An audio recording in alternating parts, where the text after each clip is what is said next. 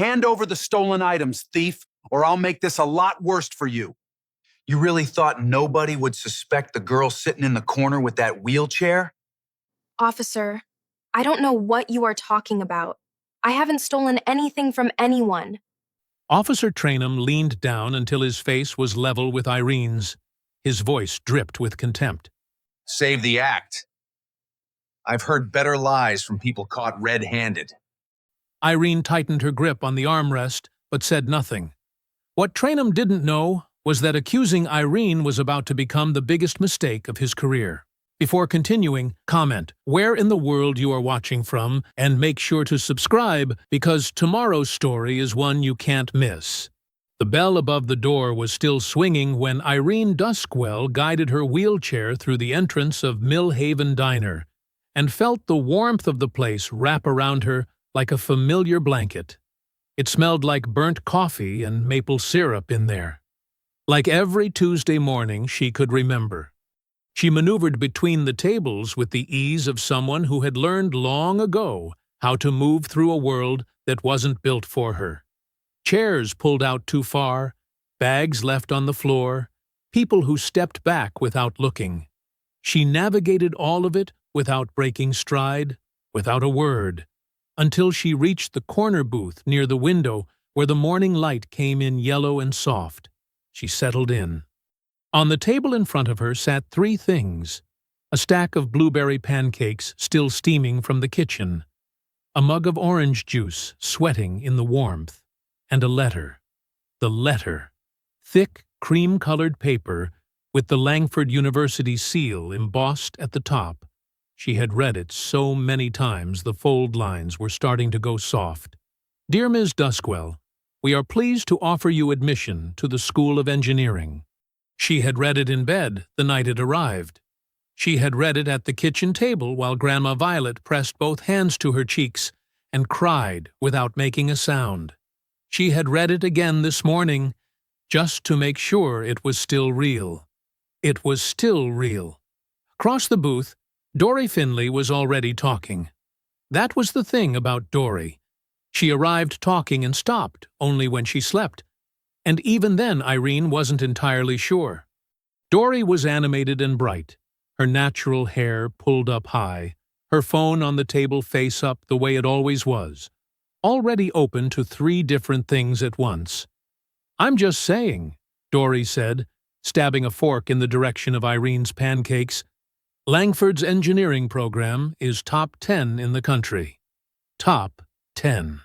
You're going to be designing stuff that changes people's lives, and I'm going to be able to say, I knew you before you were famous. Irene smiled. You're going to take credit for everything, obviously.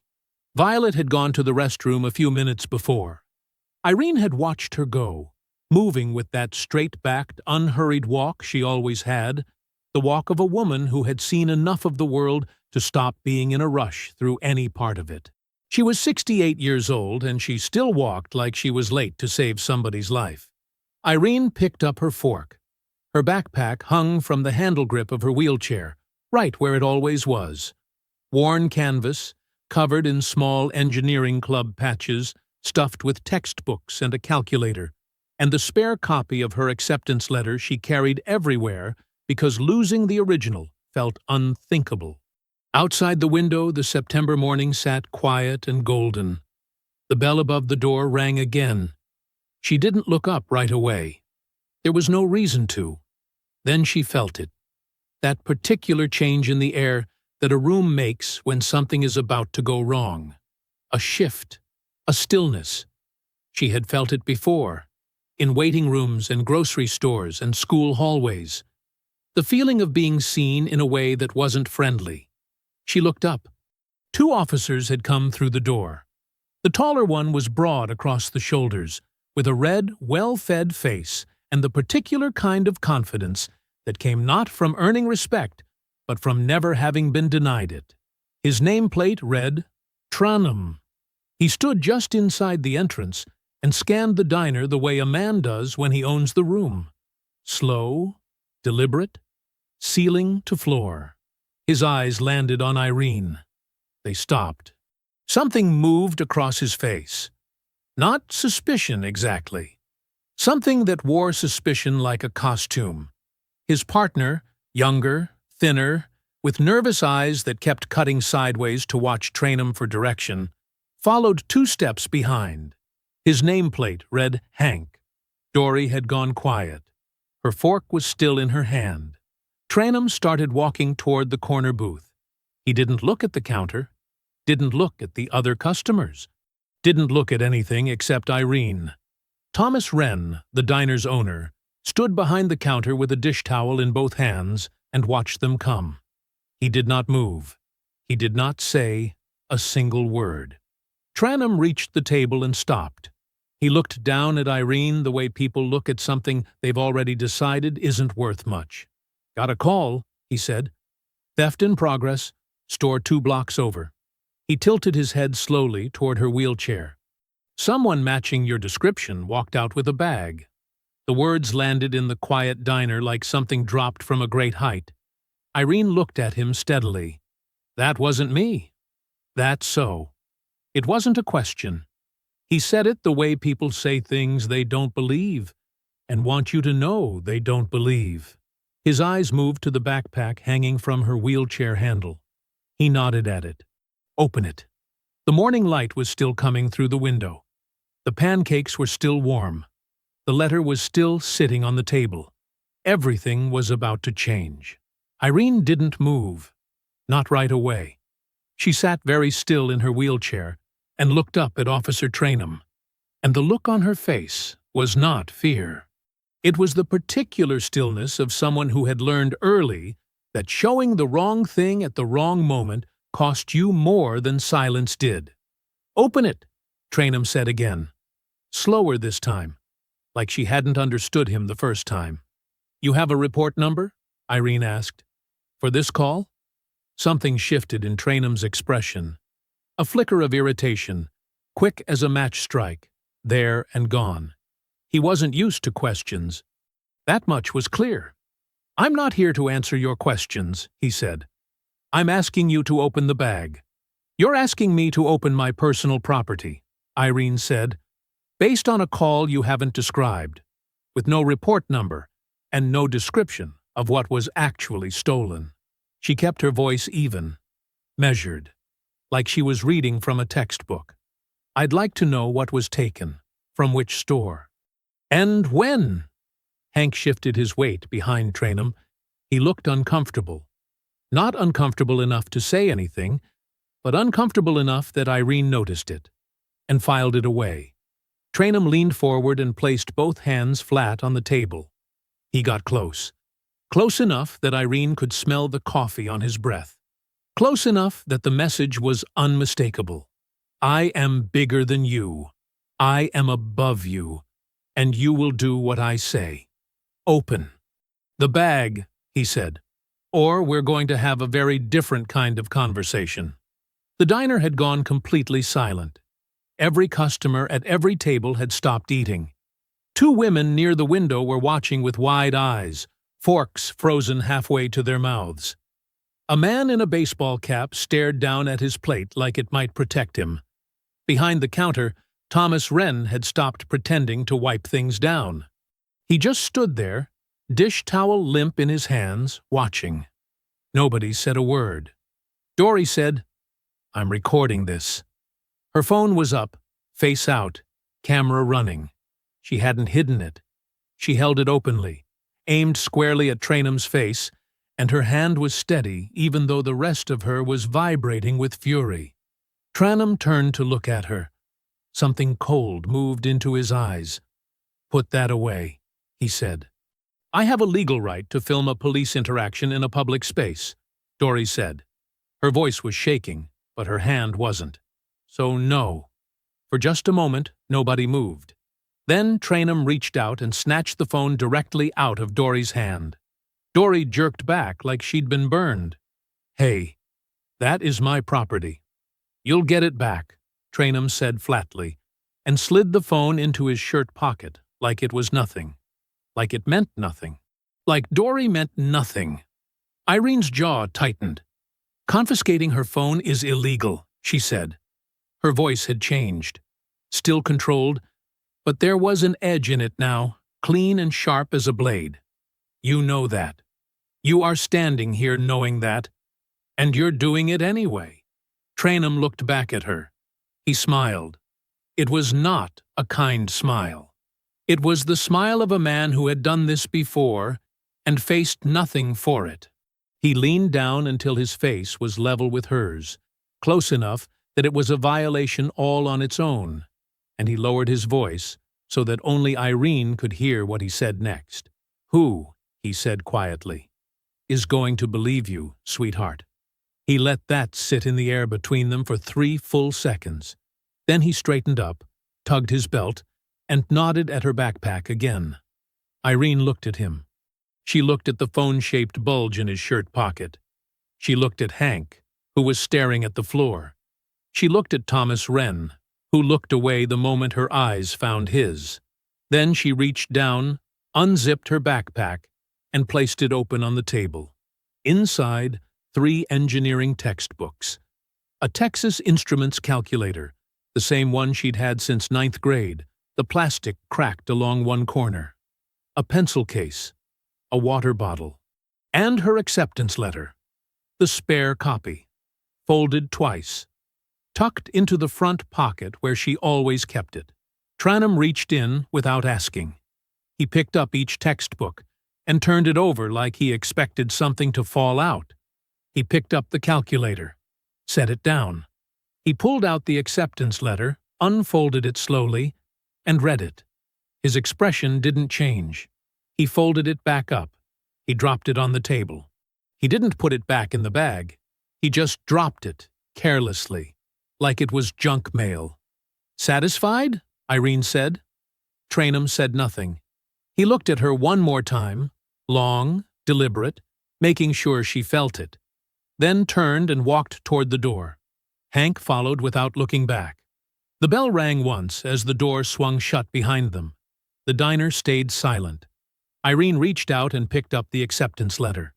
She smoothed it carefully against the table with both hands, pressing out the new crease Trainum's grip had made. Her hands were shaking. She pressed them flat against the letter until they stopped. The bathroom door opened. Violet Duskwell walked out the same way she always walked, straight back, chin level, unhurried, and crossed the diner floor toward the corner booth. She took in the scene in the time it took her to cover 10 feet. Irene's face. Dory's empty hands. The acceptance letter lying on the table with a fresh crease down the middle. The silence of a room full of people who had just watched something happen and done nothing about it. She sat down. She didn't gasp. Didn't raise her voice. Didn't reach across the table to grip Irene's hand the way some grandmothers might have. She simply sat down, folded her hands in front of her, and looked at her granddaughter with eyes that had seen enough hard things to know that falling apart in the middle of them helped nobody. "Tell me," she said. Irene told her, quietly, precisely, in the same measured tone she'd used with Trainum. Dory filled in the gaps, voice still vibrating. When they finished, Violet sat with it for a moment. Just a moment. Then she said, "Badge numbers." "Trainum and Hank," Irene said. "I didn't get the numbers, but I saw the nameplates clearly." Violet nodded once. She reached into her purse and took out her phone. It was an older model, nothing fancy, the kind of phone that belonged to someone who used it as a tool rather than an accessory. She opened her contacts. She scrolled. Irene watched her scroll past name after name. Dozens of them, maybe more. And something about the length of that list, the sheer number of people Violet apparently knew well enough to store and keep, made Dory lean over slightly to look. Violet stopped scrolling. She pressed a name and stood up from the booth, stepping away from the table toward the quieter end of the diner near the coat rack. She turned her back to the room, brought the phone to her ear, and waited.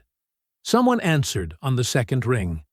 Violet spoke quietly, not whispering.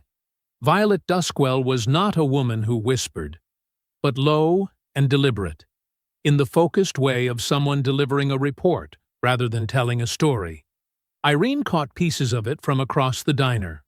Grover Falls, pattern of conduct, federal compliance question, words that sounded official, clinical, words that didn't belong in a Tuesday morning diner over blueberry pancakes. The call lasted 4 minutes. When Violet came back to the table and sat down, something had shifted in the way she held herself. She looked almost, and this was the part that unsettled Irene, because she had never seen it before. She looked almost sorry for Trainum. Not in a soft way. In the specific, quiet way you feel sorry for a man who has just done something that cannot be undone and doesn't know it yet. "Grandma," Irene said carefully, "who did you call?" Violet picked up her coffee cup. "Sasha." The name dropped into the conversation like a stone into still water. Dory looked between them. "Who's Sasha?" Irene stared at her grandmother. "You didn't." "I did." "Grandma." She needed to know. Violet took a calm sip of her coffee. She's been waiting for a reason to look at that department for 2 years. Now she has one. Dory was still looking back and forth between them. "Can somebody please tell me who Sasha is?" Violet set down her cup. "Major General Sasha Tolbert," she said, in the same tone someone might use to say the weather is nice today. "Pentagon. Office of Inspector General." Silence. "She oversees federal and military law enforcement conduct reviews," Violet continued. "Among other things," she smoothed her napkin in her lap. "Sasha and I served together for 6 years. She was my commanding officer during a classified forward operation overseas. We have stayed in close contact for 40 years. A small pause. "She is not a woman who moves slowly when she has cause to move." Dory sat back in her seat. "Miss Violet," she said slowly, "you called the Pentagon." "I called an old friend," Violet said simply. "She happens to work there." Thomas Wren appeared at the edge of the table, dish towel still in hand, face arranged into the expression of a man attempting an apology without quite committing to one. He stammered something about being sorry, about not wanting trouble, about hoping the girls were okay. Irene looked at him. She thought about the way he had stood behind that counter and watched everything happen without making a single sound. "Thank you, Mr. Wren," she said politely. It was not forgiveness. It was a door closing. Outside, the morning had shifted. The light through the window was brighter now, higher, the kind of mid-morning light that made everything look clean and ordinary. Trainum's cruiser was long gone from the parking lot. He was out there somewhere, probably already on another call, already forgetting about the girl in the wheelchair and her ruined acceptance letter. Violet watched her granddaughter's face and said nothing more. She didn't need to. The call had been made. That evening, Irene sat alone at Violet's kitchen table. The house was quiet. Violet had gone to bed an hour ago, after making sure Irene had eaten something real. Not just the pancakes she'd barely touched at the diner, but actual food, a bowl of rice and beans with hot sauce the way Irene liked it. She had set the bowl down without comment and gone upstairs without making a production of it. That was Violet's way. She fed you, and she trusted you, and she left you alone to think. Irene was thinking. The acceptance letter sat on the table in front of her. Both copies now. The original with its soft fold lines and the spare with Trainum's new crease running down the center. She had smoothed that crease out as best she could, but the paper remembered. It always remembered. She picked up her phone. She looked at the 2 letters for a long moment. Then she opened her camera, held it above the table, and photographed both of them side by side. The thick cream paper, the Langford seal, the soft crumple of something handled too many times and once handled by entirely the wrong person. She opened her social media app, typed a caption. They ruined the paper, not the offer. Not me. She posted it and set the phone face down on the table. She went to bed. She woke at 6 in the morning to a phone that would not stop vibrating. By the time she picked it up, the post had 40,000 shares. By the time she brushed her teeth, it was 80,000.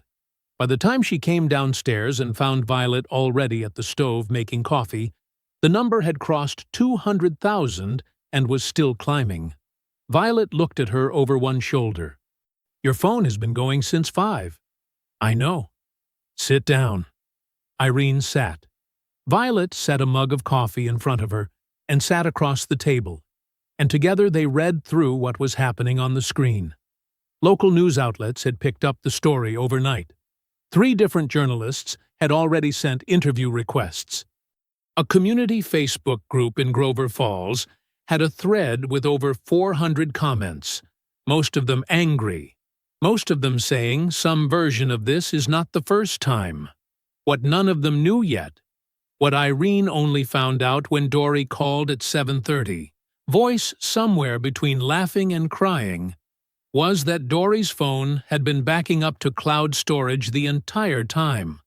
Every second of footage, from the moment Trainum approached the table to the moment he dropped the acceptance letter and walked away, had uploaded automatically before he ever pulled the phone from Dory's hand. The full video was already online. Dory had posted it at midnight. Irene watched it sitting at the kitchen table. Violet watched it beside her. Neither of them said anything for a moment after it ended.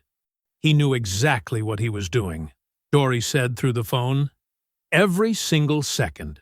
By afternoon, the story had gone national. Councilwoman Faye Birchwood held a brief press appearance outside City Hall, standing very straight in a blue blazer, using words like unacceptable and deeply troubling, and our community deserves better. She looked directly into the camera when she said them. She looked like a woman who had checked which way the wind was blowing before she stepped outside. 2 hours later, Chief Vincent Orchard held his own press conference. Irene watched it on Violet's living room television. Orchard was a large man, silver-haired, with the practiced ease of someone who had done this before. He stood at a podium with the Grover Falls Police Department seal behind him and looked into the cameras with an expression of careful, calibrated concern. He spoke about the department's commitment to the community. He spoke about thorough reviews. He used the word isolated twice in 4 sentences. He announced that Officers Tranum and Hank had been placed on paid administrative leave, effective immediately, pending internal review. The room the press conference was being held in murmured. A few reporters raised hands. Orchard took 2 questions, answered neither of them fully, and stepped away from the podium with the smooth efficiency of a man who had already decided how much he was willing to give. Irene watched his eyes the entire time. They were calm, controlled, the eyes of a man who was not worried. She turned to Violet. "He's used that word before," she said. "Isolated." Violet was quiet for a moment. Then she reached over and turned off the television. "Yes," she said simply. "He has." The call from Clifford Nelson came 2 days after the press conference. Irene was at her desk when her phone rang. An unknown Columbus number, professional and unhesitating on the other end. Nelson introduced himself in the direct, no-wasted-words way of someone who respected other people's time because he had none to spare. Civil rights attorney. 14 years of practice. He had seen the video. He had followed the story. He was offering full pro bono representation, and he wanted to meet as soon as possible. Irene looked at the acceptance letter on her desk. "When?" she said. The drive to Columbus took just under 2 hours. Violet drove. Irene sat in the passenger seat watching the flat Ohio landscape roll past the window. Cornfields giving way to highway exits, giving way to the outer edge of the city, and said almost nothing the entire way. Violet didn't push. She kept both hands on the wheel and let the miles pass. Nelson's office was on the 4th floor of a brick building downtown, clean and purposeful. The kind of space that said serious work happens here without needing to announce it. He met them at the door himself. A tall man in his late 40s, dark suit, reading glasses pushed up on his forehead. He shook Violet's hand first, then Irene's, and looked at her with the direct, evaluating attention of someone who was already thinking 3 steps ahead. They sat down across from his desk. He didn't ease into it. "I'm going to tell you things that are going to be hard to hear," he said. "I'd rather you hear them from me now than discover them later when it costs us more. Is that all right?" Irene nodded. He opened a folder. Tranum had 3 prior complaints filed against him over 14 years on the force. One involved a black veteran who used a prosthetic leg, stopped in a parking lot under nearly identical circumstances to Irene's. All 3 complaints had been buried. Not lost, not mishandled. Buried deliberately, with Chief Vincent Orchard's knowledge and involvement in each case. The police union contract with the city of Grover Falls made termination without a criminal conviction nearly impossible, regardless of complaint history. Tranum knew this. Orchard knew this. Their attorney had already begun constructing a narrative that Irene and Dory had deliberately engineered the encounter for social media attention. Irene sat very still through all of it. Violet sat beside her, hands folded, face unreadable. "There's one more thing," Nelson said. He paused, just briefly. "Grover Falls PD receives a significant portion of its city operating budget through a federal law enforcement grant program. That program requires annual compliance certification, specifically regarding ADA Title II and unresolved civil rights complaints." He looked at Violet. "That certification falls under the oversight of an agency connected to the Pentagon Inspector General's office." Violet met his gaze and said nothing. "Your call to General Tolbert," Nelson said carefully, "was not a symbolic gesture. If Tolbert's inquiry finds a systemic pattern of civil rights violations in Grover Falls, the city could lose millions in federal funding." He closed the folder. "That is why Chief Orchard is going to want this story to go away. Quietly, quickly, and completely." They drove home, mostly in silence. Irene stared out the passenger window and watched the city dissolve back into highway. Highway back into flat land. Flat land back into the familiar streets of Grover Falls. She was processing, filing, the way she did with complex engineering problems, not panicking, just sorting, looking for the structure underneath. She was still sorting when they pulled into Violet's driveway. The mailbox flag was up. Violet got it, while Irene wheeled up the ramp to the front door. She brought the mail inside, set it on the kitchen table, and stopped. Near the bottom of the small stack was a business envelope. Langford University return address. Irene's name in the window. She opened it, standing at the table. She read it once. Then she read it again. Her acceptance had been administratively reconsidered, pending a routine background review that had raised unspecified concerns. The language was careful and bloodless, and said absolutely nothing specific, because there was nothing specific to say. Irene Duskwell had never received a detention. She had never been in trouble of any kind. There was no background review process at Langford that could legitimately flag anything about her. The message was not in the words. The message was the letter. Someone had made a phone call. Someone had applied pressure. And now Langford was pulling her future off the table like a plate being cleared before she'd finished eating. Irene set the letter down beside the original acceptance letter. The coffee-stained one. The creased one. She looked at Violet. "They think this scares me," she said. Violet watched her steadily. "Does it?" The kitchen was very quiet. "It makes me certain," Irene said. 1 week after the Langford letter arrived, Clifford Nelson filed. Irene, Violet, and Dory sat in his Columbus office on a gray October morning and watched him sign the last page of a federal civil rights complaint that ran to 41 pages.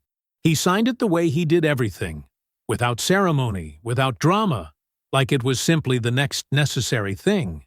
Then he slid it across the desk so Irene could read the title block. United States District Court, Northern District of Ohio, Irene Duskwell versus City of Grover Falls, et al. Dory exhaled slowly beside her. Violet sat with her hands folded and her chin level, the way she always sat when she was paying close attention to everything and showing nothing.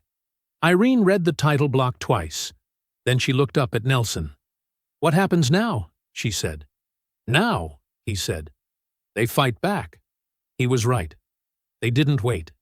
Within 72 hours, the city's legal team filed a motion to dismiss the complaint on procedural grounds, arguing that the federal court lacked jurisdiction over what they called a routine municipal employment matter. The language was dense and technical, and designed to sound reasonable to anyone who didn't know better. Nelson had expected it. He had already drafted the response before their motion landed on his desk. What he hadn't fully anticipated was the speed of the second move. The city's attorneys filed a subpoena for Dory's complete phone records. Not just the footage from the diner, but everything. Every text message, every social media direct message, every search. Months of it. They were building a narrative, Nelson explained when he called Irene that evening, that the two girls had planned the encounter deliberately, that they had identified Trainum in advance, that the whole thing was a staged performance for online attention. Irene sat at the kitchen table with the phone pressed to her ear and listened to this without speaking. "They're going to try to make you the story," Nelson said. "Instead of him." "I know," she said. "It's going to get ugly." "I know that too." The ugliest part came from a direction she hadn't expected. City investigators began quietly contacting everyone who had been inside Millhaven Diner that morning. The two women by the window, the man in the baseball cap, the waitress who had refilled their orange juice without making eye contact with anyone. One by one, those witnesses either stopped returning calls or gave statements so vague they were functionally useless. And then came Thomas Wren. Nelson called on a Thursday afternoon, and something in the flatness of his voice told Irene, before he said a word, that the news was not good. Wren had issued a public statement. Irene pulled it up on her phone while Nelson was still talking. It was short, carefully worded. It said that Thomas Wren had been present during the incident in question and that, upon reflection, he did not witness any misconduct by the responding officers. It said he had full confidence in the Grover Falls Police Department. It thanked the department for its continued service to the community. Irene read it twice. A hot, tight feeling moved through her chest. She was sitting in Nelson's office for a follow-up meeting when she read it. She had driven up that morning with Violet. She set her phone face down on the edge of his desk. She picked up her notebook and her pen. She wrote Thomas Wren's name in the margin of a blank page. She underlined it once. Then she set the pen down and did not speak about it again. By the end of that same week, Councilwoman Fay Birchwood had gone quiet. Not officially. She hadn't issued any statement withdrawing her support. She had simply stopped. Stopped returning Nelson's calls. Stopped posting about the case. Stopped using words like unacceptable and deeply troubling. Her office, when contacted by a local reporter, said only that the councilwoman believed in allowing due process to proceed without political interference. Irene read that quote on her phone in bed that night.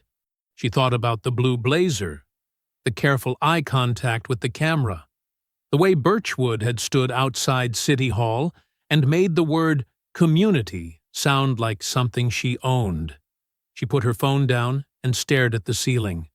Nelson had told her that morning that Major General Tolbert's Pentagon inquiry was active and progressing, but that federal processes were methodical and slow by design. Tolbert had sent word through Violet. "I have what I need. Tell Irene to hold."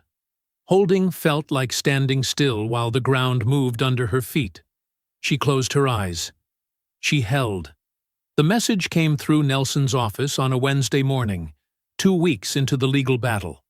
It was brief. No explanation, no context, just a name and a phone number, and 4 words written beneath them in plain, careful handwriting on a single sheet of paper that had been hand-delivered by a woman who told the receptionist only that it was important. The note read, "I have a name for you." The name at the top was Sergeant Yvonne Quill, Grover Falls Internal Affairs. Nelson called Irene before he called anyone else. They met Quill 3 days later, on a Saturday morning, at a coffee shop 40 minutes outside Grover Falls. Neutral ground. Her choice. She arrived before any of them, already seated at a corner table with her back to the wall and a clear view of the door. The habit of someone who had spent 2 decades in law enforcement and trusted almost nobody inside it. She was in her mid-50s, compact and precise, with close-cropped gray hair, and the kind of still, watchful eyes that didn't miss much and gave away nothing. She was in civilian clothes. She shook Nelson's hand, then Irene's, and when she looked at Irene, there was something in her expression that wasn't quite pity and wasn't quite admiration, but sat somewhere between them. "I can't be a formal source," she said, before anyone had spoken beyond introductions. "Not yet. What I give you today is for your investigation, not for court. When the time is right, we'll talk about what I can do officially." She looked at Nelson. "Understood?" "Understood," he said. She reached into her bag and placed a single folded sheet of paper on the table. On it was a name, an address, and a brief handwritten summary. 3 sentences. "Her name is Lucia Vash," Quill said. 71 years old. Retired schoolteacher. She uses a motorized scooter. She paused. 3 years ago, Officer Trainum approached her in the parking lot of a grocery store on Millhaven Road. He told her the scooter was blocking a fire lane. It wasn't. He demanded her identification. He accused her of trespassing on private property. He followed her to her car. Another pause. She filed a formal complaint the following Monday. Nelson looked up from the paper. What happened to it? Quill's jaw tightened slightly. Chief Orchard signed the destruction order personally. The complaint documentation no longer exists in any official system. She folded her hands on the table. I kept a copy. The coffee shop was warm and ordinary around them. A couple sharing a newspaper nearby, a barista calling out orders, the soft sound of a morning that had no idea what was being said at the corner table. Irene sat very still and listened. How many others? Nelson asked. That I can document? Quill thought for a moment. 4 more. All within Trainum's 14 years on the force. All buried. All involving either disabled individuals, elderly people of color, or both. She looked at Irene directly. He doesn't do this randomly. He selects people he believes won't be taken seriously. People he thinks the system won't listen to. A beat. He's been right, up until now. Nelson found Lucia Vash that same afternoon. She lived in a small, tidy house on the east side of Grover Falls, the kind of house where everything was in its place, and the front porch had flowers even in October. She answered the door on the first knock, like she had been expecting someone eventually, and looked at Nelson and Irene with the careful, measuring look of a woman who had been disappointed before and was deciding whether to risk it again. Nelson explained who they were and why they had come. Lucia was quiet for a long moment. Then she opened the door wider and said, "You'd better come in." She told her story at her kitchen table, hands wrapped around a mug of tea, in the steady, unhurried voice of someone who had rehearsed it in their own head many times, without ever expecting to say it out loud to anyone who mattered. She remembered every detail, the date, the time, the exact words Trainum had used. The way he had smiled when she'd told him she was going to report him. "Go ahead," he had said. "See what happens." When she finished, the kitchen was very quiet. Irene looked at her across the table. Lucia looked back. "I never thought anyone would listen," Lucia said. Irene held her gaze. "We're listening now," she said. That evening, back in Columbus, Nelson amended the federal complaint. He added a systemic pattern of conduct claim. He named Chief Vincent Orchard as a personal defendant. The case had just gotten considerably larger and considerably harder to bury. The next morning, Irene sat alone at her desk. It was early. The kind of early where the house made small sounds, the furnace cycling on, the refrigerator humming downstairs, the particular creak of the third step that Violet always hit on her way to the kitchen. The sky outside Irene's window was the color of cold ash, not yet committed to becoming day. Her engineering textbooks were open on the desk in front of her. 3 of them, arranged the way she always arranged them. Largest on the left, smallest on the right, a system she had invented in 9th grade and never changed. Her pencils were sharpened. Her notebook was open to a fresh page. She hadn't written anything in it. She hadn't written anything in 3 days. The project had started 2 years ago, in the quiet months after her diagnosis had been confirmed, and the reality of what her life was going to look like had settled into something she could finally examine without flinching. She called it the Meridian, a lightweight motorized attachment, compact enough to fit in a standard backpack, designed to clip onto the frame of any manual wheelchair and convert it to powered operation in under 90 seconds. The kind of device that cost $4,000 when manufactured by the companies that made them.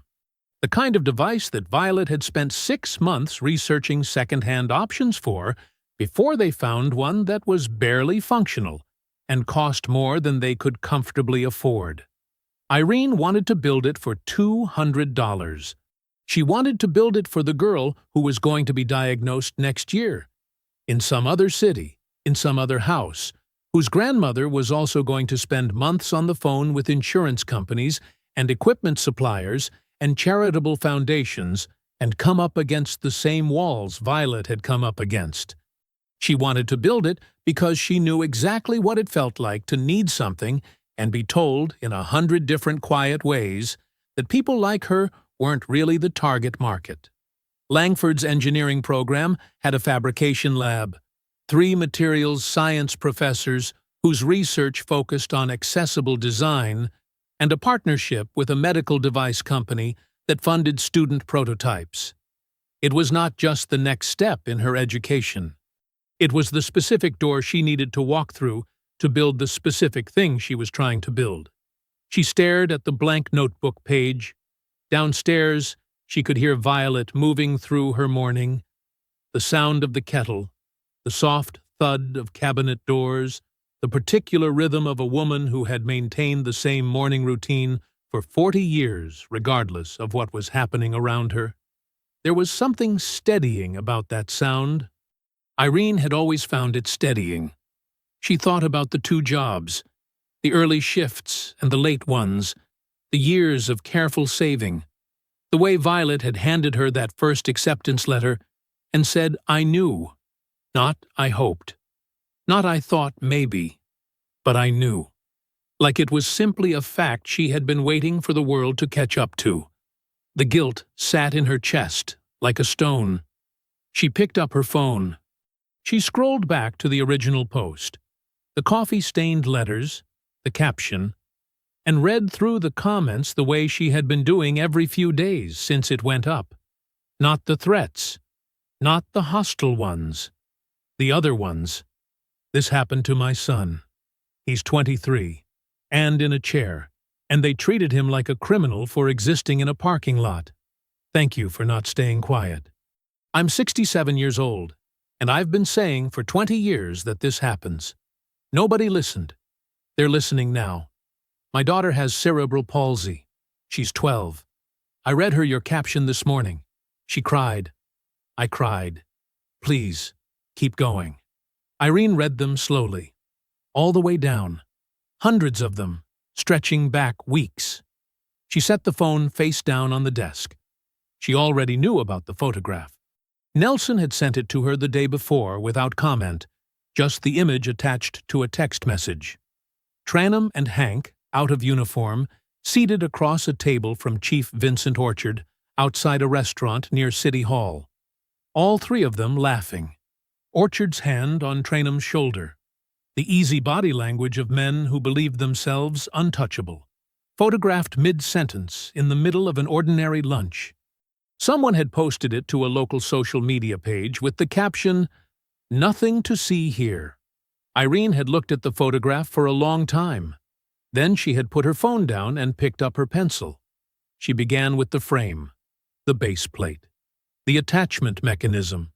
Slow at first, the lines uncertain, then steadier, then faster.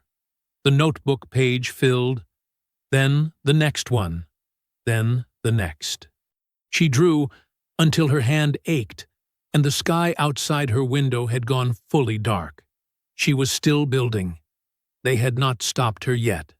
1 week later, they drove to Columbus in the dark. Violet had the car running at 5:30 in the morning, the headlights cutting through the flat Ohio pre-dawn, a thermos of coffee in the cup holder, and nothing on the radio. Irene sat in the passenger seat with her notebook in her lap and her eyes forward. Dory was in the back, unusually quiet, her phone face down on the seat beside her. Lucia Vash followed in her own car, driving herself the way she insisted on doing everything. Without assistance, without fuss. Nobody talked much on the drive. There wasn't much to say that hadn't already been said. The federal courthouse in Columbus was a tall, serious building with wide stone steps and the particular cold authority of a place where important things were decided. Irene had never been inside a federal courthouse before. She wheeled through the main entrance and felt the weight of the building settle around her. The high ceilings, the marble floors, the echo of footsteps that sounded deliberate even when they weren't. The gallery filled quickly. Community members from Grover Falls had driven up. Some of them faces Irene recognized from the comment section of her post, now made suddenly real, standing in a courthouse hallway in their good coats. Disability rights advocates. 2 journalists with notepads. A woman who introduced herself as Lucia's daughter and pressed Lucia's hand for a long moment before the doors opened. Outside, on the courthouse steps, a group of supporters gathered in the cold with hand-lettered signs. They couldn't come in. They came anyway.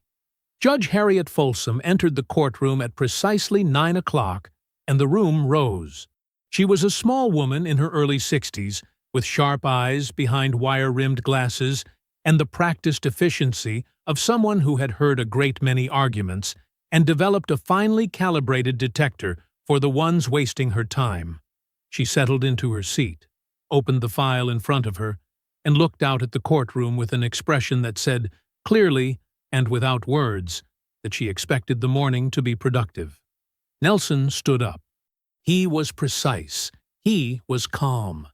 He laid the case out in clean, ordered sections, the diner incident first, the video evidence presented in full with the courtroom's audio system carrying every word Tranum had said in that corner booth. Irene sat at the plaintiff's table and listened to her own voice on the recording, steady and careful, and then Tranum's voice underneath it, low and amused, and entirely certain he was speaking to someone without recourse. "Who's going to believe you, sweetheart?" The courtroom was very quiet when that part played. Judge Folsom's expression did not change, but she wrote something down. Lucia Vash testified next. She sat in the witness box in her good blue dress and told her story, the same way she had told it at her kitchen table. Every detail intact, her voice level, her hands still in her lap. She described the parking lot, the accusations, the complaint she had filed, and what had happened to it. When Nelson asked her directly whether she believed Trainum had targeted her because of her disability and her race, she looked at the judge rather than the attorney and said, "I know he did, and I know I wasn't the first." The city's defense team stood and objected. Judge Folsom sustained it on technical grounds, but the words were already in the room, already in every ear, already written on every notepad in the press row. Nelson then presented the pattern documentation, the 5 buried complaints, the signed destruction orders, the systemic evidence that Sergeant Quill's private file had provided. He did not name Quill as his source. He presented the documents themselves, authenticated through federal discovery processes that had moved with unusual speed once the DOJ had taken an interest in the case. The city's defense lead stood to deliver his argument. He was a polished man in a gray suit who spoke with the particular confidence of someone accustomed to making unreasonable things sound reasonable. He described the diner encounter as officers responding in good faith to a reported theft. He described the pattern evidence as isolated incidents, mischaracterized as systemic. He used the word context 11 times. Judge Folsom let him finish. Then she looked down at the motion to dismiss and denied it. She did not do it quietly. She said, in measured, deliberate language that filled the courtroom from wall to wall, that she did not find the plaintiff's claims frivolous. She found the city's defense of them to be. Outside the courthouse, the supporters on the steps erupted. Irene came through the doors into the cold afternoon air and stopped at the top of the steps. The crowd below her was loud and warm and real. Cameras, microphones, faces she knew and faces she didn't. Violet stood beside her, straight-backed, military still. Irene looked out at all of it and felt, for the first time in weeks, the ground beneath her holding firm. That night, Violet made dinner.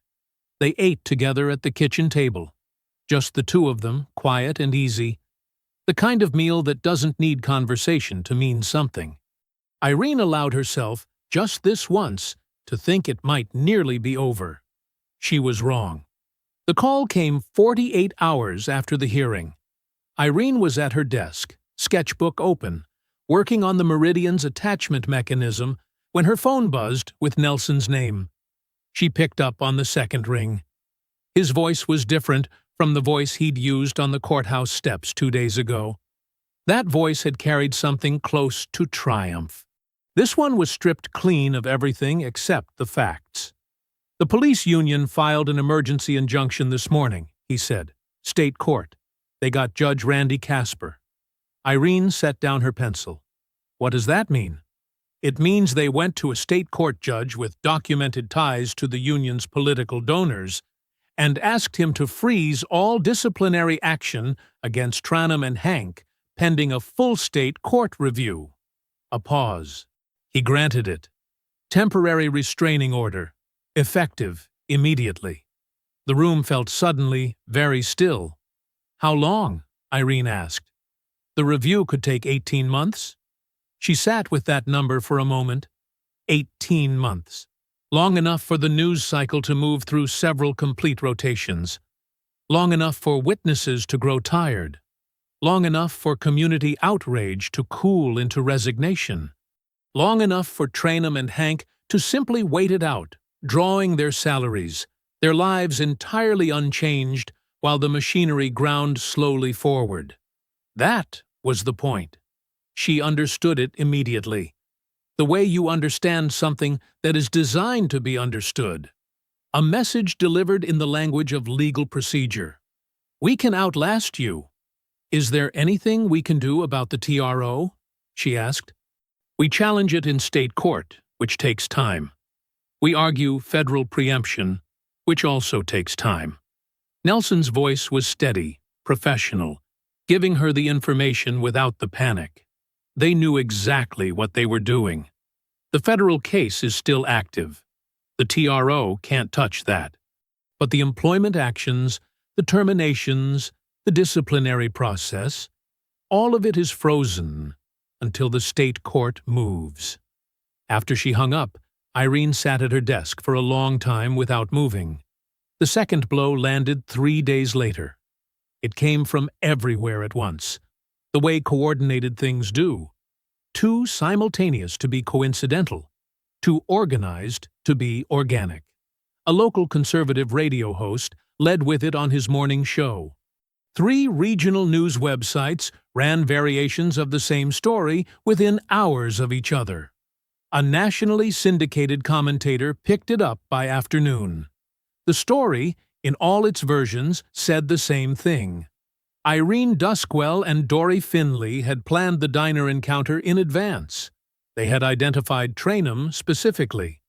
They had staged the confrontation for social media content, deliberately provoking officers to generate viral footage. The backpack, the acceptance letter, the celebration, all of it choreographed. The sources were anonymous in every story. Every single one. Irene's phone filled with things she stopped reading after the first hour.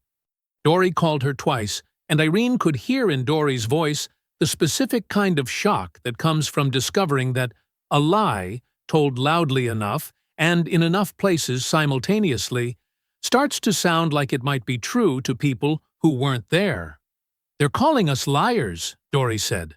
"On national radio. Just flat out calling us liars." "I know," Irene said. "Irene, I know." Her voice was quiet but solid. "Keep your receipts. Save everything. Don't respond to any of it." That same week, Langford University issued a new statement. Brief. Bloodless. It confirmed that Irene's rescission remained under internal review and that the university anticipated no resolution in the near term. No timeline. No commitment. No acknowledgement of anything that had happened in a Columbus federal courtroom 6 days earlier. Irene read it standing at the kitchen counter and set her phone face down without a word. Nelson's office was quiet that evening when they met. The kind of quiet that offices get after hours, when the phones stop and the building empties, and all that's left is the work itself. He didn't soften it. That was one of the things about Nelson. He understood that honesty, delivered carefully, was a form of respect. "They outmaneuvered us," he said. "The TRO was a strategic move we didn't anticipate. Its purpose isn't to win in state court. It's to create delay. Delay creates fatigue. Fatigue creates retreat." He looked at Irene directly. "They're not trying to beat you. They're trying to exhaust you." Irene looked back at him without blinking. "Then they picked the wrong person," she said. She meant it. She was certain she meant it. But sitting in the passenger seat on the drive home, watching Grover Falls reassemble itself in the dark outside the window, she felt the weight of it settle onto her shoulders like something physical. The TRO, the media campaign, Langford's silence, Wren's reversal, Birchwood's disappearance. One by one, the things she had believed were solid had turned out to be temporary. She didn't cry. She pressed her forehead against the cold glass of the window and breathed. Violet drove. That night, after Irene had gone upstairs, Violet sat alone at the kitchen table for a long time. Then she picked up her phone. She scrolled to a name she had called once before. She pressed it. This call was different from the first one. She had something new. Something she had been holding for 40 years without knowing exactly when she would need it. She knew now. "Sasha," she said, when the line connected. "I need to send you something." 3 weeks after the TRO, Irene couldn't sleep. She had stopped trying around 2 in the morning, when lying in the dark stopped feeling like rest and started feeling like something closer to surrender. She had transferred herself into her wheelchair with the quiet, practiced efficiency of someone who had done it 10,000 times, pulled on a sweatshirt, and wheeled herself downstairs without turning on any lights. She knew the layout of Violet's house the way she knew her own hands. Every doorframe, every threshold, every place where the floor transitioned and she needed to adjust. She settled at the kitchen table. Her sketchbooks were there, the way they always were, stacked at the corner of the table where she left them. She opened the top one. The Meridian sketches filled the first 30 pages. Frame dimensions, attachment tolerances, motor housing designs, notes in the margins in her small, precise handwriting. Good work. Real work. The kind of work that had a shape and a direction and a purpose she could hold on to. She stared at the open page. She picked up her pencil. She put it back down. Outside the kitchen window, the sky was the deep blue-gray of the hour before dawn. Not dark enough to be night, not light enough to be morning. Grover Falls was completely still. No cars, no voices. Just the furnace cycling on and off, and the occasional creak of the house settling around her. The acceptance letter was on the counter in its frame, still unhung. She had moved it there from her bedroom 3 days ago because looking at it from her bed had started to feel like a taunt. Now it faced her from the counter instead, the Langford seal visible even in the low light. And somehow that was worse. She heard the third step creak. Violet appeared in the kitchen doorway in her robe and slippers, silver hair loose around her shoulders, moving with the unhurried certainty of a woman who had woken at irregular hours her entire adult life, and made her peace with it long ago. She looked at Irene. She looked at the untouched sketchbook. She crossed to the stove without a word, and put the kettle on. She made 2 cups of coffee, set one in front of Irene, sat down across the table. Neither of them spoke for a while. The furnace clicked off. The house went very quiet. Outside, the sky shifted almost imperceptibly, the darkness thinning at its edges, the first suggestion of gray. Finally, Irene said it. The thing she had been carrying for 3 weeks, turning over in the dark, examining from every angle. "I keep thinking," she said, "what if I'd just moved along?" She wasn't asking. She was stating the weight of it. What if I'd just let him look through the bag and walk away and not said a word? Dory wouldn't have filmed it. Nobody would have. It would have just been a bad morning. We would have gone home. Violet wrapped both hands around her mug. She looked at her granddaughter across the table and was quiet for a long moment. "Your grandfather asked me something like that once," she said, "night before I shipped out the first time.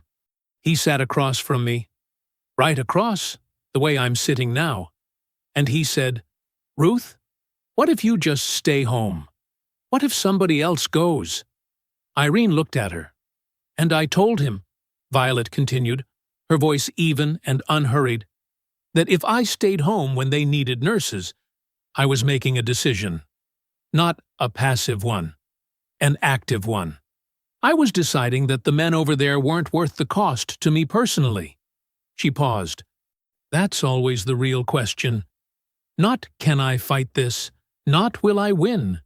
Just, are those people worth it?" She looked at Irene steadily. Lucia Vash, the veteran with the complaint that got buried, the ones who filed and got nowhere and went home believing nobody would ever listen. A beat. Are they worth it to you? The kitchen was very quiet. Irene stared at the table, at her hands, at the pencil lying beside the sketchbook. "You can decide this fight isn't worth finishing," Violet said. "That's a real choice. I would understand it. But you can't make it because you're afraid. You can only make it because you're genuinely done." She picked up her coffee. "So I'm asking, are you done?" The sky outside the window had shifted again. Lighter now. The gray was warmer, the darkness retreating from the edges, the first pale line of morning appearing at the horizon. Irene picked up her pencil. She opened the sketchbook to a fresh page. She began to draw. Violet watched her for a moment. Then she stood, refilled both their coffees without being asked, and sat back down. She didn't say anything more. She didn't need to. The call from Nelson came the following week, on a Tuesday afternoon. Irene was in the middle of a meridian calculation, torque ratios for the motor housing, numbers she had been working through for 2 days, when her phone buzzed on the desk beside her sketchbook. She picked it up without looking away from the page. Then she heard his voice and looked up. In 4 months of working together, Clifford Nelson had maintained the same professional composure through every setback, every ambush, every procedural maneuver the city's legal team had thrown at them. His voice had been steady through the TRO, steady through the media campaign, steady through Wren's reversal, and Birchwood's silence, and Langford's bloodless non-answers. It was not entirely steady now, not panicked, not loud, but there was something moving underneath it, a kind of barely contained disbelief, the sound of a man looking at something he had hoped for without fully expecting to find. "Irene," he said. Something just changed. She was in his Columbus office 2 hours later, Violet beside her, both of them still in their coats. Nelson sat across the desk and laid it out in the careful, ordered way he did everything. No dramatizing, just the facts, placed one after another like stones across a river. The previous night, Violet had sent Major General Sasha Tolbert a package of documents. Physical documents, not digital. Decades-old records kept in the meticulous, systematic way of a woman who had spent 6 years as a senior military medical officer and understood that documentation was not administrative habit, but survival strategy. Violet had maintained these records through every house move, every life change, every year that passed in which they seemed to have no particular purpose. Among those documents was a copy of the Grover Falls Police Department's 2019 federal grant application. 47 pages, signed on the final page by Chief Vincent Orchard in his official capacity. The application sought renewal of a substantial federal law enforcement operating grant, the same grant that had been funding a significant portion of the department's budget for 11 years. The application contained a mandatory certification section. Orchard had signed it. The certification stated, under penalty of federal law, that the Grover Falls Police Department was in full compliance with ADA Title II requirements, had no unresolved civil rights complaints within the preceding 5 years, and had no pending or ongoing investigations into officer misconduct. At the time Orchard signed that certification, there were 3 active internal complaints against Officer Trainum sitting in department files. All 3 were being actively suppressed under Orchard's direct orders. One of them was Lucia Vash's. Orchard had signed a federal document swearing they didn't exist. Filing a false certification on a federal grant application, Nelson said, is federal fraud. Title 18, United States Code. He paused. That is not a civil matter. That is not something a state court TRO can touch. That is not something the police union's attorneys can file an injunction against. He looked at both of them across the desk. That is a federal criminal matter, and General Tolbert's office does not handle it directly. But she knows precisely who does. Major General Tolbert had coordinated with 2 agencies. The first was the Department of Justice Civil Rights Division, which had already been peripherally aware of Nelson's federal complaint. Tolbert's documentation gave them what they needed to move from peripheral awareness to active investigation. The second was the FBI's Public Corruption Unit, which handled exactly the kind of case that a police chief committing federal grant fraud while orchestrating a civil rights suppression campaign represented. Federal search warrants were executed at Grover Falls Police Department headquarters on a Thursday morning, 8 days after Violet mailed the package. Irene learned about it the way most of Grover Falls did, through a local news alert on her phone at 7:42 in the morning. The alert said only that federal agents were present at the department and that the nature of the operation was not yet known. She sat at the kitchen table and read the alert 3 times. Then she called Nelson. "I know," he said, before she spoke. "I'm watching the same feed." That same Thursday afternoon, Sergeant Yvonne Quill walked into the FBI field office in Columbus. She had her private file with her, the one she had maintained for 2 years, the one she had never been able to use inside a system designed to protect the people she was documenting. She sat down with 2 federal investigators and gave a sworn statement that lasted 90 minutes. She named every individual in the suppression chain. She provided dates, document numbers, direct quotes from conversations she had written down the same day they occurred. She was clear. She was documented. She did not waver once. When it was over, she walked out of the building into the afternoon and stood on the sidewalk for a moment, breathing the cold air. 2 years of waiting. It had been worth it. Back in Nelson's office, he looked at Irene across the desk and said the words she had needed to hear for 4 months. "The TRO cannot touch a federal criminal investigation," he said. "It's over for them. They just don't know it yet." Across town, at that exact moment, Chief Vincent Orchard's phone began to ring. He did not answer. The following Monday morning, the Grover Falls City Council held an emergency session. Irene watched it on her laptop at the kitchen table, the stream choppy but clear enough. 7 council members seated in a row behind a long table, expressions ranging from grim to carefully neutral. The chamber was full. Standing room only.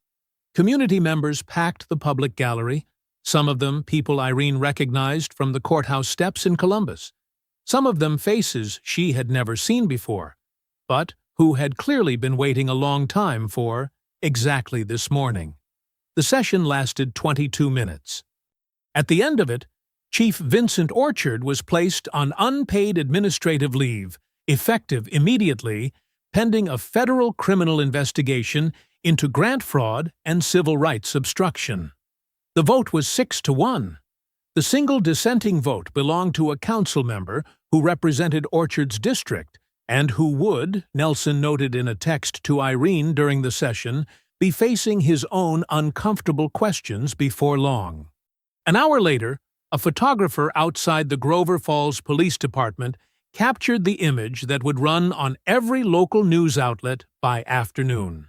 Vincent Orchard walking out of the building he had run for 11 years carrying a cardboard box, gray suit, no hat. His attorney walked beside him, talking in a low, urgent voice that Orchard appeared not to be listening to. He looked straight ahead. His face was composed in the careful blankness of a man concentrating very hard on not showing what he was actually feeling. He looked smaller than his uniform. Irene looked at the photograph for a long time. She thought about his press conference, the practiced sympathy, the word isolated, used twice in 4 sentences, deployed with the ease of a man who had used it many times before and expected to use it many times again. She thought about his lunch with Trainum outside City Hall, the hand on the shoulder, the easy laughter of men who believed they were untouchable. She set her phone down and picked up her pencil. 48 hours after the council session, the Ohio State Court TRO was vacated. Judge Randy Casper dissolved it without a hearing, without a written opinion, without any of the procedural ceremony that had attended its creation. His clerk filed a single-paragraph order on a Wednesday afternoon. Once federal criminal proceedings were confirmed and active, the state injunction had nowhere left to stand. Federal jurisdiction was not a question the state court wanted to argue. Nelson called Irene the moment the order hit the docket. "It's gone," he said. 3 words. She had been waiting for them for weeks. The federal civil rights case was immediately restored to full active status. It now ran in parallel with the criminal investigation. 2 separate tracks, both moving, both pointed in the same direction. Nelson filed an amended complaint that same afternoon, incorporating the grant fraud evidence and Orchard's personal liability in language that left nothing ambiguous. The terminations came the following morning. Officers Nigel Trainum and Brent Hank were formally separated from the Grover Falls Police Department, effective immediately. Not suspended, not transferred, not placed on leave. terminated. Their department credentials were deactivated. Their access to department systems was revoked. Their service weapons were surrendered. The police union filed its automatic grievance within the hour. It was reflex more than strategy. The contractual response to any termination, filed before the ink was dry. But the union's own lead attorney, in a private call to the city that Nelson learned about through a source in the city solicitor's office, advised quietly that the criminal exposure made the grievance legally untenable.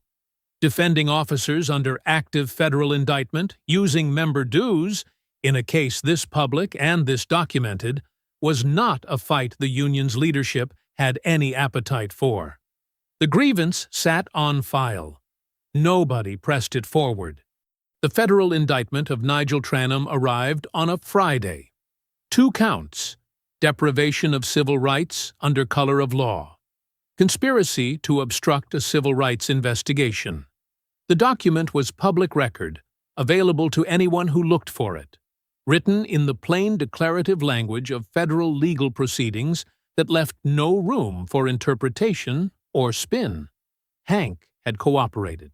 His statement, provided to federal investigators in exchange for reduced charges, confirmed what Irene had suspected since the morning it happened. There had been no call about a theft in progress. There had been no report of a suspicious individual matching her description. Tranum had seen Irene through the diner window from the parking lot before they even entered the building. He had seen her wheelchair. He had made a decision. He had walked in looking for her specifically.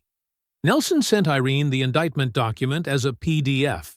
She opened it at her desk and read it straight through without stopping.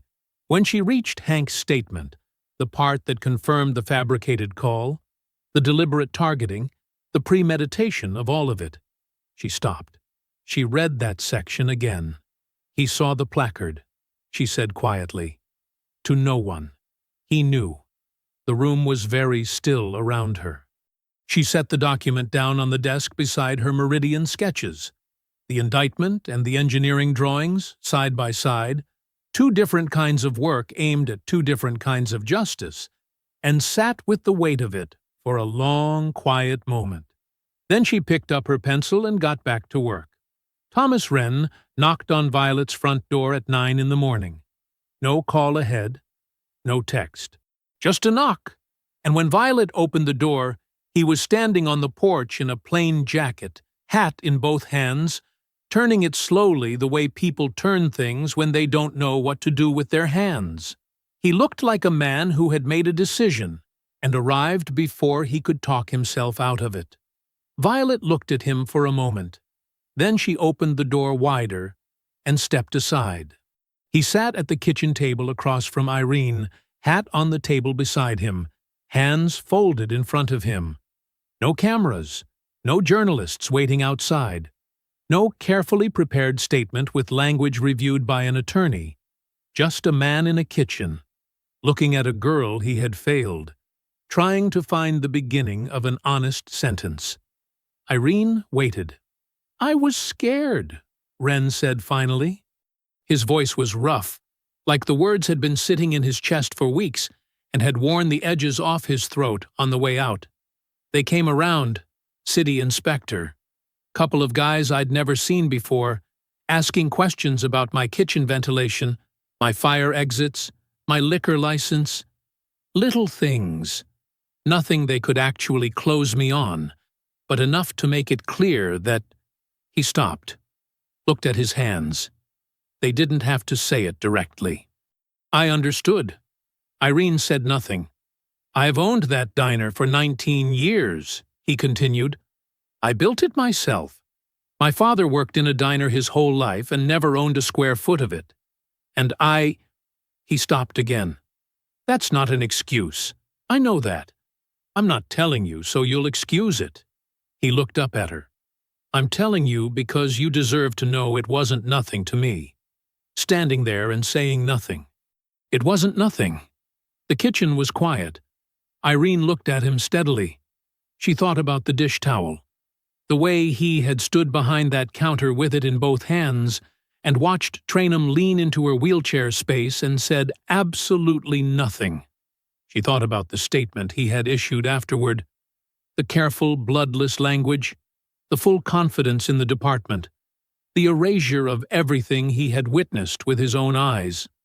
She reached across the table and picked up one of Nelson's business cards from the small stack she kept near the fruit bowl.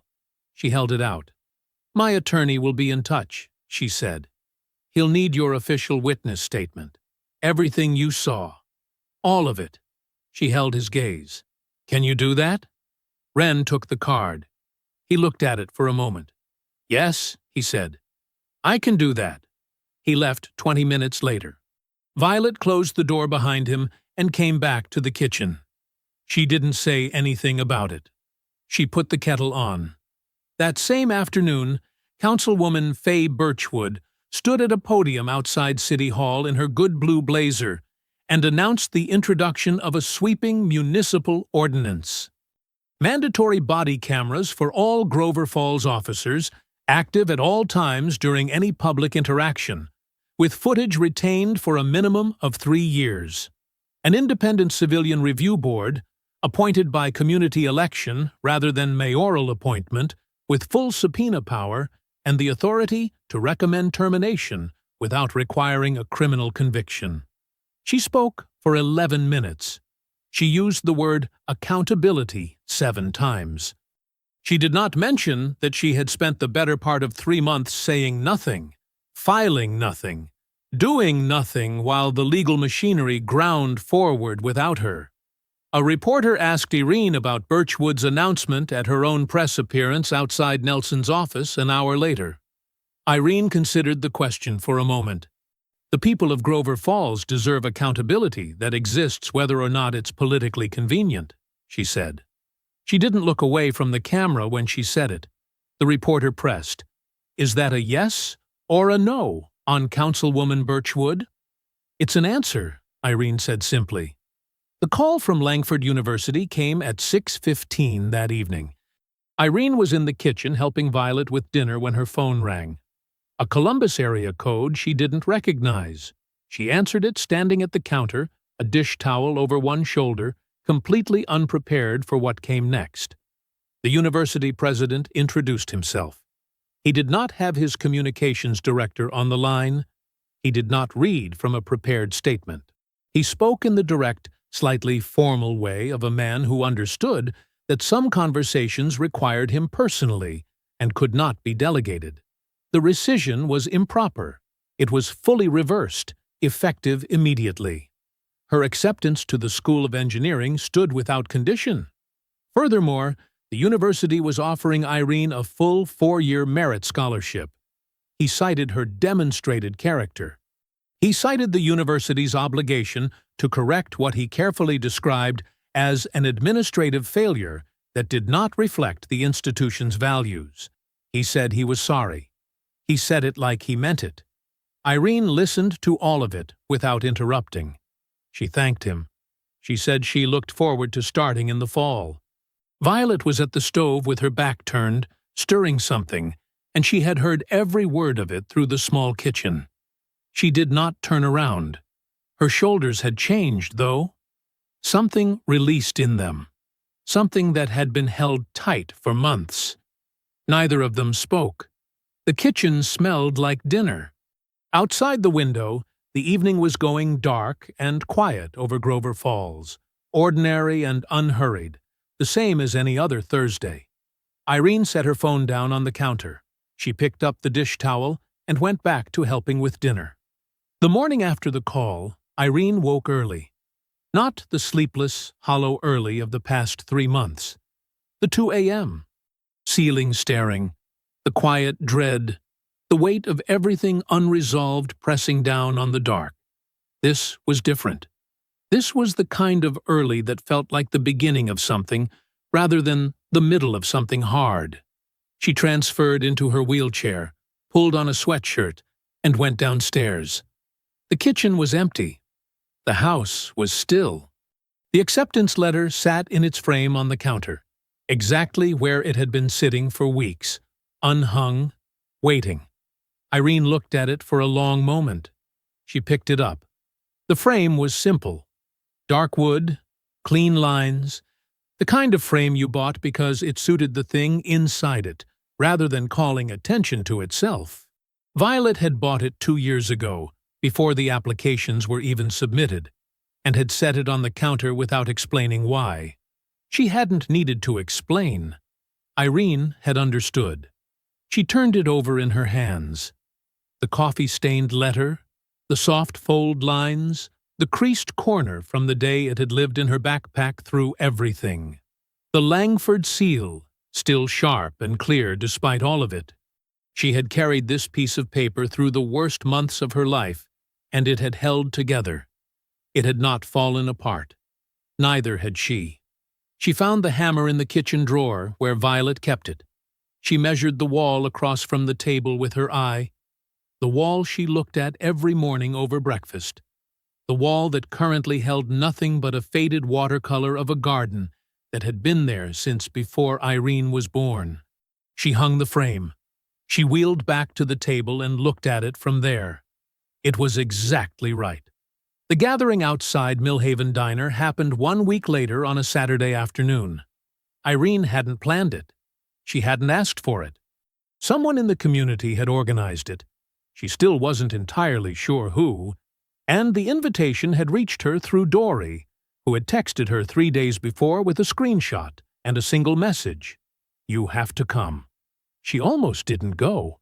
Not because she was afraid of the crowd or the cameras, but because she was tired in a specific way that had nothing to do with sleep. The deep tired of someone who had been fighting at full force for months and was only now beginning to feel the cost of it in her bones. Violet sat across from her at the kitchen table the evening before and said only, "They came out for you when it was cold and uncertain. Go." Irene went. The parking lot was full. Not just community members, though there were many of them. People she recognized and people she didn't, bundled against the October chill with hand-lettered signs and the particular energy of a crowd that had come not to protest, but to celebrate something that had actually been won. Disability rights advocates, local journalists, 2 women who had driven from Columbus because they had followed the story from the beginning and wanted to see the ending in person. Dory found her immediately at the edge of the crowd, phone already up, already filming, grinning the way she grinned when she was trying not to cry. She pulled Irene into a hug that lasted longer than either of them would have predicted. Nelson was near the back of the crowd, standing slightly apart in his good coat, watching with the quiet satisfaction of a man who won things professionally and had not yet learned to show it extravagantly. He caught Irene's eye and nodded once. Sergeant Yvonne Quill was there too, near the back, in civilian clothes, standing alone. She wasn't there officially. She was there as a person who had waited 2 years to see a particular morning arrive, and had decided she was allowed to witness it. Irene crossed to her specifically, through the crowd, and shook her hand. Quill looked at her with those still, watchful eyes and said, "You held up." "We both did," Irene said. Major General Sasha Tolbert was standing beside Violet near the diner entrance. She was in civilian clothes, dark coat, no insignia, nothing to announce her. And she was shorter than Irene had imagined from the weight her name carried in every conversation. She and Violet stood side by side the way old friends stand, not needing to perform their closeness for anyone, simply present in it. Tolbert looked at Irene the way people look at someone they have heard a great deal about and are now measuring against the reality. "Your grandmother tells me you want to build mobility aids that change people's lives," she said. "Yes, ma'am," Irene said. Tolbert nodded slowly. "Good. The world needs people who know what it costs to be ignored." A beat. "And build anyway." Irene looked at her, then at Violet, who was watching her granddaughter with an expression she didn't try to hide, the particular uncomplicated pride of someone who had known all along.